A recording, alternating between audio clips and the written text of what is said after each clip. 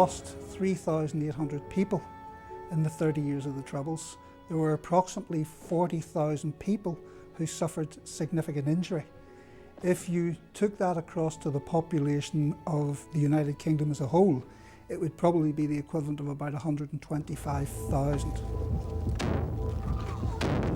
What we were very good at doing was providing help for broken bodies and broken bones, but much less good in providing help for broken minds. Move on faster! Come on, run!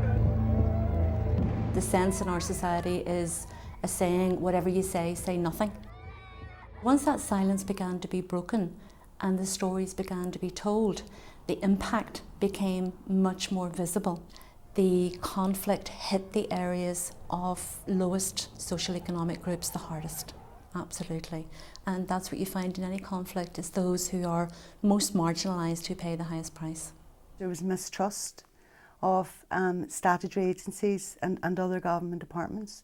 So there was lots of mistrust and people didn't come along and ask for the help. So the challenge for us was trying to build up that trust and build up those relationships. When you have a society which is in civil strife, there is usually a fall off in the rate of suicide.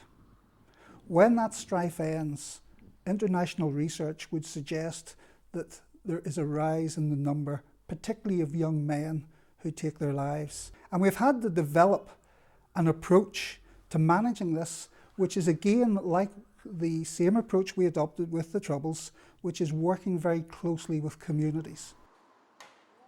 PIPS is now up and running over 5 years, and it stands for Public Initiative for the Prevention of Suicide and Self-Harm. PIPS came into being because there was such a need within our community, and there really wasn't anything at grassroots level. And I think it's been so important, and that's been key to the work of PIPS. The community, there's community ownership of this organisation. The services that we offer on a day-to-day basis within PIPS are complementary therapies, we have counselling, we have art therapy, we have a self-harm group, we have welfare rights advice. And for the wider community, it is about raising awareness and trying to break the stigma and the barriers around this issue. Married with two children. Caroline's 24 and Danny, who we lost, would have been 21 now. We lost him just over 3.5 years ago to suicide.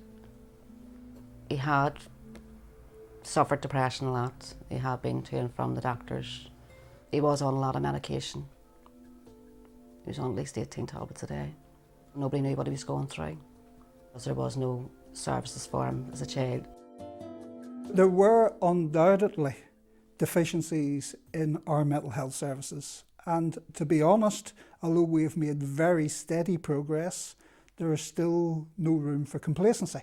At the time when Carol's son died, the biggest problem we had was actually recruiting and retaining professionals. There's been a significant growth in all elements of mental health services.